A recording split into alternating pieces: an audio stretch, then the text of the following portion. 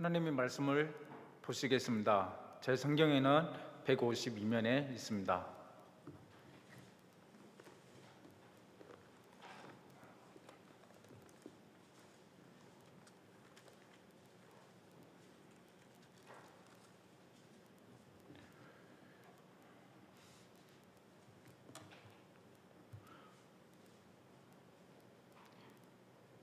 요한복음 6장 5절에서 6절 함께 합독하도록 하겠습니다.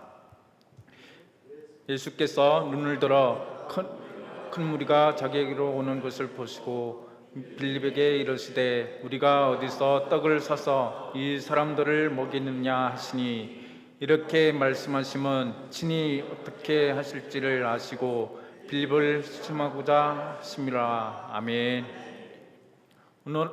오늘은 어디를 아십니까? 라는 제목으로 함께 은혜를 나누려고 합니다. 우리 이렇게 인사합시다. 주님의 이름으로 축복합니다.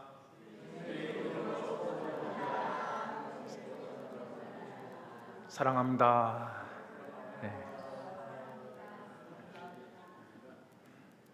대구 동신교회 원로 목사님이자 총신대 교수였던 권승수 목사님이 서울 사랑의 교회에서 설교했을 때 하셨던 유명한 이야기가 있습니다. 목사님이 종교개혁자 칼빈의 글을 인용하면서 하나님의 의에 대해 설교를 하셨습니다. 인간은 아무리 애쓰고 수고하여도 의로워질 수 없다는 것을 강조하기 위해 칼빈이 들었던 비유를 말씀하셨습니다. 인간이 스스로 의인이 되려고 하는 것은 마치 돌에서 기름을 캐내려고 하는 것과 같이 불가능한 일이라고 했습니다. 그런데 설교가 끝나고 나자 한 성도님이 목사님을 찾아와 이렇게 말하더랍니다. 목사님, 요즘은 과학 기술이 발달해서 돌에서 기름을 캐내는 시대입니다. 칼빈이 비유는 현대 사회에 맞지 않습니다. 이 말은 들은 권승수 목사님이 속으로 참 가슴 아파 하셨다고 합니다. 칼빈이 살던 시대는 돌에서 기름을 캘 수 없었기에 인간의 힘으로 절대 불가능하다는 것을 강조하려던 것인데, 그 설교의 본질적인 의도는 전혀 깨닫지 못한 채 자신이 가진 지식을 자랑하며 비판하는 모습이 안타까웠습니다. 성도 여러분, 우리 어떻습니까? 우리는 하나님의 말씀을 들을 때, 그리고 수많은 환경을 마주할 때 그 이면에 담긴 하나님의 진정한 의도를 먼저 발견하고 계십니까? 아니면 그저 눈에 보이는 형상만을 보고 주님의 뜻을 판단하고 있지는 않습니까? 오늘 말씀을 통해 우리를 향한 주님의 참된 의도를 깨닫는 눈이 열리기 축복합니다. 영적인 원리도 마찬가지입니다. 강단에서 목사님이 성도들에 향해 깨으십시오, 근심하십시오, 기도하십시오, 말씀 앞에 바로 서십시오 라고 끊임없이 외치고 강조할 때 영적으로 철이 들기 전에는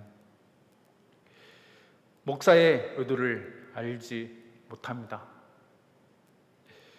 왜 저렇게 바쁜 세상 속에서 살아가기도 힘든데 자꾸 기도하라고 난리일까?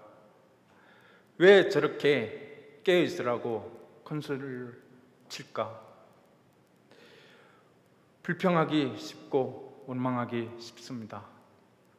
성도 여러분, 그러나 목회자의 의도는 더 나아가 우리 하나님 아버지의 의도를 깨달으면 모든 불평이 사라집니다.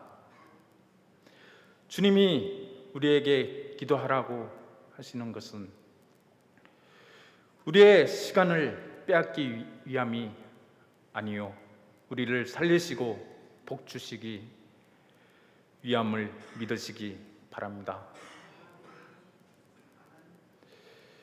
믿습니까? 예수님께서 제자들을 향하여 특별한 의도를 가지시고 종종 질문을 하셨습니다. 오늘 본문 요한복음 6장 5절을 보면 예수님 앞에 엄청난 무리가 몰려오고 있었습니다. 예수께서 눈을 들어 큰 무리가 자기에게로 오는 것을 보시고 빌립에게 이르시되 우리가 어디서 떡을 사서 이 사람들을 먹이느냐 하시니, 당시 현장에 모인 무리는 장정만 5,000명이었습니다. 여자와 아이들까지 합치면 15,000명, 많게는 2만 명이 넘는 엄청난 인파였습니다. 마가복음 6장 35절은 그 현장의 배경을 이렇게 더 구체적으로 묘사합니다. 때가 저물어 가매 제자들이 예수께 나와 여짜오되 이곳은 빈들이요 날도 저물어 가니 아멘. 상을 보십시오. 시간은 이미 어두워지는 때였고 장소는 아무것도 없는 사막 같은 빈들이었습니다. 가게가 있어서 음식을 살 수 있는 상황도 아니었고 그 수만 명의 굶주린 무리를 먹일 수 있는 재정적, 환경적 여건이 전혀 되지 않는 절망적인 상황이었습니다. 그런데 주님은 도저히 답이 없는 그 현장에서 빌립에게 우리가 어디서 떡을 사서 이 사람들을 먹이느냐 라는 황당한 질문을 던지십니다. 제자들의 일성으로 도저히 이해할 수 없고 어찌 보면 주님이 억지로 부리시는 것처럼 보일 수도 있는 상황이었습니다. 지금 여러분이 처한 인생의 현실은 어떻습니까? 혹시 아무것도 보이지 않는 빈들과 같지는 않습니까? 시간은 자꾸만 저물어 가고 내 삶의 문제는 내 힘으로 도저히 해결할 수 없어 사방이 꽉 막힌 빈들 같은 상황 속에 홀로 서 계시지는 않습니까? 하나님, 어찌하여 내 가정을 이 빈들에 방치하여 보고만 계십니까? 어찌하여 죽어가는 내 가족, 병든 내 아내, 내 자식을 이 빈들 같은 절망 속에 내버려 두십니까? 가슴을 치며 통곡하는 성도님들이 계실지 모르겠습니다. 우리가 이 빈들 같은 세상을 살아가다 보면 수많은 시험을 만나게 됩니다. 그러나 성경은 우리에게 오는 시험을 크게 두 가지의 의도를 분류하여 소개합니다. 우리 함께 요한복음 10장 10절 합독하겠습니다.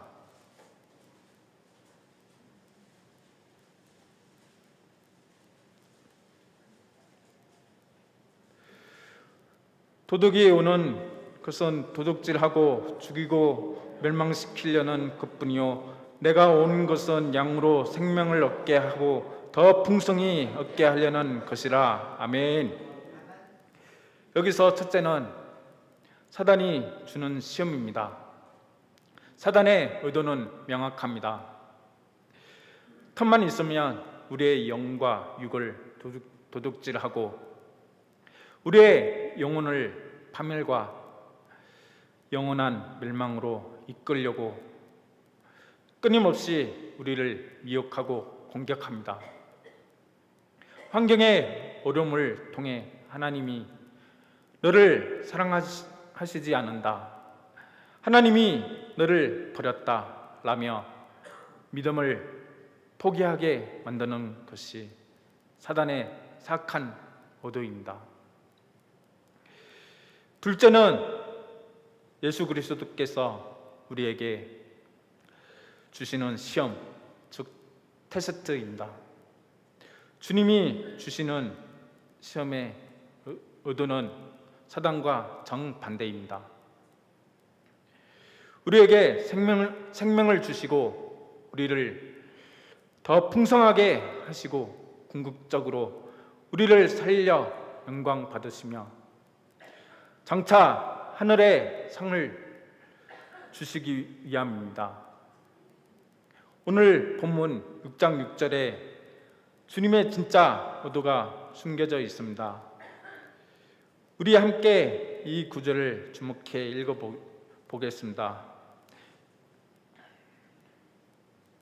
이렇게 말씀하시면 친히 어떻게 하실지를 하시고 빌립을 심하고자 하심이라. 아멘. 주님은 이미 답을 알고 계셨습니다. 주님은 무책임하게 제자들에게 억지를 부리신 것이 아닙니다. 친히 오병이어의 기적으로 그들을 먹이실 완벽한 계획과 답을 이미 손에 쥐고 계셨고 그 답의 주체가 되셔서 빌립의 믿음을 달아보기 위해 테스트를 하신 것입니다.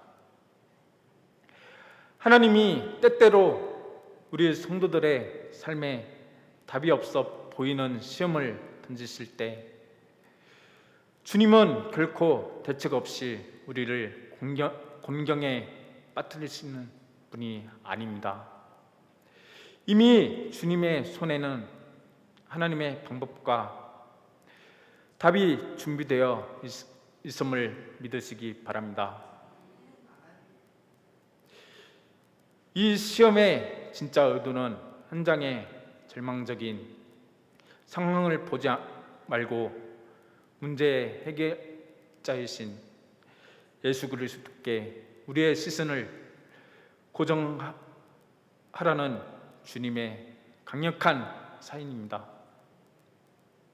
그런데 우리는 주님의 이 의도를 모른 채 시험지 앞에서 늘 생각과 부정적인 환경의 이야기만 늘어놓고 있지는 않습니까?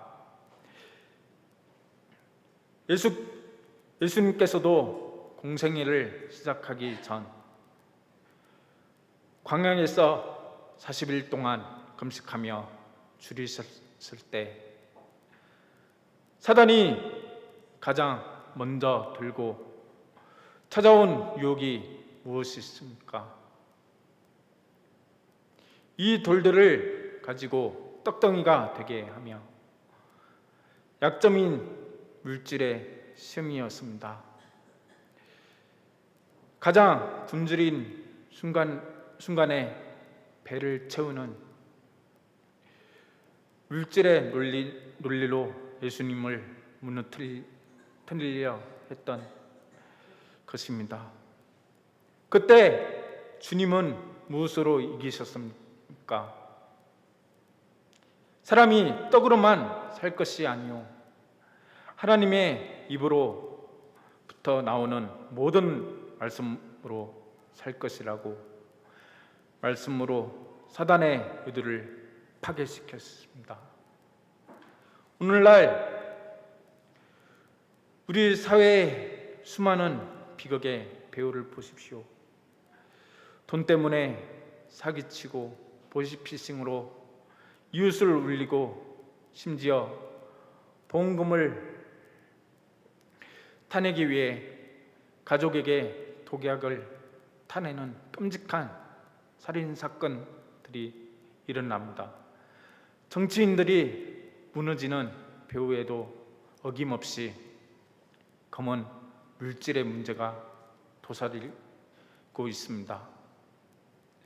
돈이라는 물질 권세는 지금도 수많은 영혼을 판멸로 이끌어가는 사단의 강력한 무기입니다.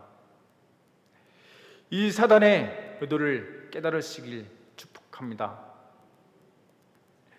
그렇다면 오늘날 예수를 잘 믿고 신앙생활을 뜨겁게 하는 우리 성도들에게는 물질의 고통이 없습니까? 아닙니다. 우리에게도 피할 수 없는 현실이 찾아옵니다.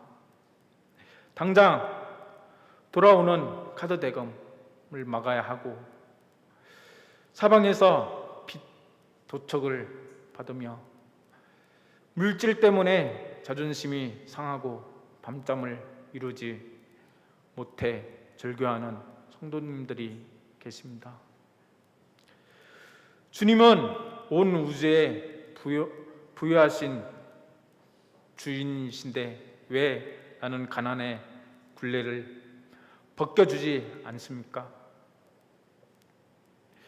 왜 우리 가정의 경제는 항상 이렇게 메마른 빈들입니까? 원망 섞인 기도가 터져 나옵니다. 하나님은 치료하시는 여호와라 하셨는데 왜 내 몸의 질병은 이토록 고쳐주지 않으십니까? 내 사업은 왜 계속 실패의 연속입니까?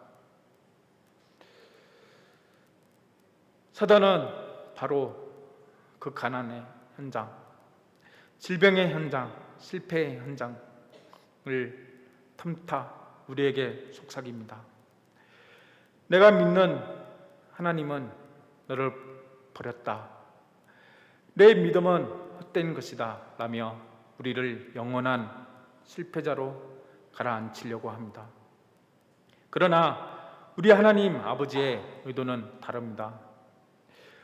비록 지금 가난하고 비록 지금 몸이 아프고 실패의 자리에 있을지라도 이것을 통해 우리의 가짜 믿음의 껍데기를 벗겨내시고 오직 주님 한 분만을 붙드는 영적 거인으로 최종 승리자로 삼으시려는 축복의 의도가 숨겨져 있음을 믿으시길 바랍니다. 성도 여러분, 내 삶에 다가온 고난 뒤에 숨겨진 하나님의 선하신 의도를 깨달으시길 축복합니다. 그것은 나를 죽이려는 것이 아니요 나를 살리려고 은혜 위에 은혜를 더하시려는 주님의 사랑의 의도입니다. 꼭 믿으시길 바랍니다. 오늘 본문의 시험대 위에 두 명의 제자가 등장합니다. 첫 번째 사람은 빌립입니다. 빌립이 대답하되 각 사람으로 조금씩 받게 할지라도 200데나리온의 떡이 부족하리이다. 빌립은 예수님의 질문이 떨어지자마자 머리를 굴려 그 수만 명의 인원을 먹이려면 어떻게 할 것인가?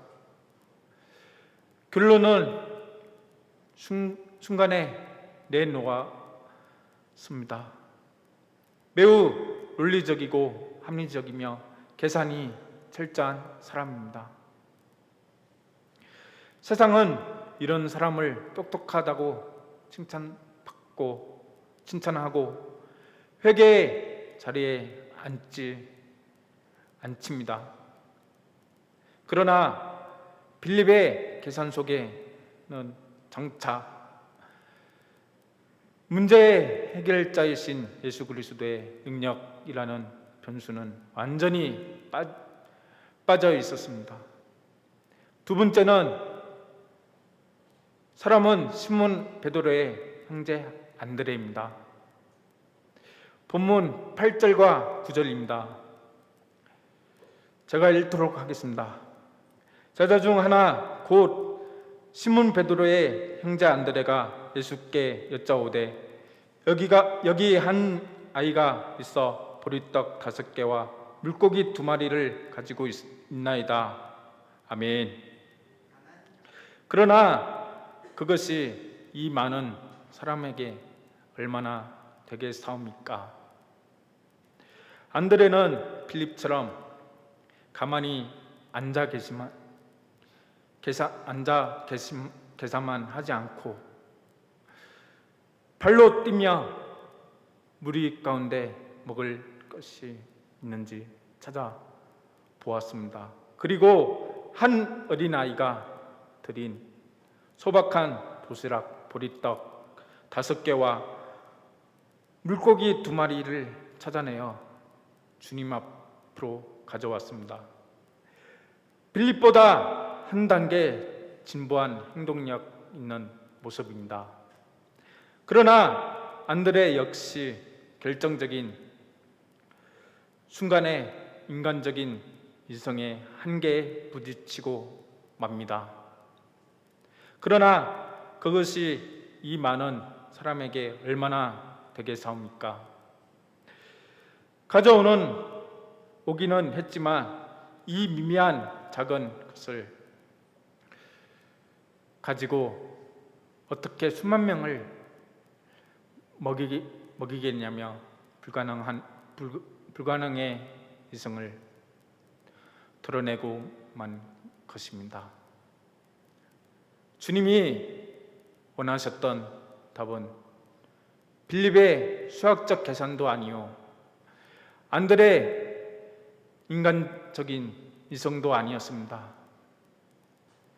주님이 제자들에게 보고 싶으셨던 것은 오직 하나, 천지만물의 창조주이신 주님을 전적으로 신뢰하는 믿음이었습니다.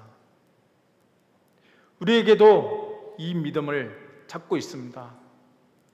히브리서 11장 6절은 말씀합니다. 제가 읽도록 하겠습니다.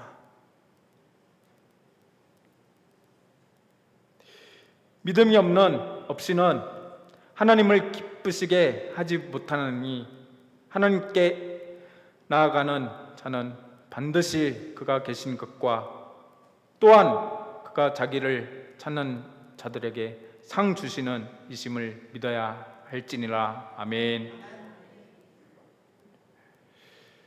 하나님의 역사는 성도들의 믿음이 있는 곳에서 위대한 역사를 시작하고 있습니다. 우리 동산교회가 이 믿음 위에 견고하게 서 서기를 축복합니다. 신앙인의 진짜 부끄러움은 돈이 없고 지식이 부족함이 아닙니다. 사랑하는 성도 여러분, 오늘 주님이 이 시대의 성도들과 우리 교회를 향해 눈물로 탄식하며 던지시는 질문이 무엇입니까? 너에게 돈이 얼마나 있느냐? 내 학벌이 무엇이냐? 내 인물이 얼마나 잘생기느냐? 주님은 우리의 외적인 조건을 결코 묻지 않으신답니다. 너는 나를 향한 진짜 믿음이 있느냐? 이 빈들 같은 세상 속에서 나를 전적으로 신뢰하는 믿음이 내게 있느냐? 우리의 인생의 고난과 문제는 언제까지 지속되는지 아십니까? 우리가 상황과 현장에서 시선을 돌려 주님의 참된 의도를 깨닫고 참된 믿음을 회복할 때까지 지속됩니다. 우리가 주님의 의도를 알고 바울처럼 고난 중에도 원망을 멈추고 오히려 주님께 감사와 찬송을 올려드리기 시작할 때 사단은 한 길로 왔다가 7길로 도망치며 더 이상 우리를 흔들지 못할 줄로 믿습니다. 믿습니까? 어떤 화가가 그린 유명한 그림이 있습니다. 바닥에 무서운 노도 강풍이 불어 닥쳐 배가 당장이라도 파도에 뒤집혀 침몰하기 직전의 상황입니다. 그런데 이상하게도 그 배 안에 타고 있는 사람들의 얼굴은 너무나 평온한 것입니다. 도저히 인간적으로는 평안을 누릴 수 없는 절망의 폭풍 속인데 어떻게 저토록 평안을 할 수 있을까? 그 그림의 중심을 자세히 보니 거친 풍랑 속에서 그 배의 키를 단단히 쥐고 계시는 분이 계셨습니다. 바로 잘 아시는 우리 주 예수 그리스도이셨습니다. 배의 키를 만왕의 왕이신 주님이 잡고 계심을 믿기에 손실에 있는 자들은 노도 강풍 앞에서도 요동치지 않고 평안히 항해할 수 있었던 것입니다. 말씀을 맺겠습니다. 성도 여러분, 인생의 배의 키를 누구에게 맡기셨습니까? 여전히 빈들 같은 상황 속에서 잠 못 이루며 빌립처럼 내 머리로 인간적인 계산만 열어놓고 계십니까? 이제 우리의 계산과 이성의 패배주의를 십자가 앞에 다 내려놓읍시다. 시선을 척박한 환경과 빈들에 고정하지 말고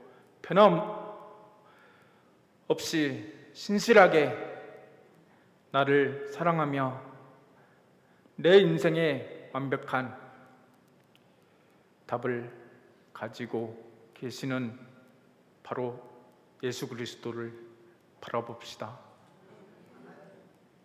주님의 선하신 의도를 신뢰하고 나아가 나아갑시다. 그리하여 이 빈들이 변하여 오병이어 축복의 현장의 주인공들이 되시기를 주님의 이름으로 축복합니다. 아멘. 기도하겠습니다.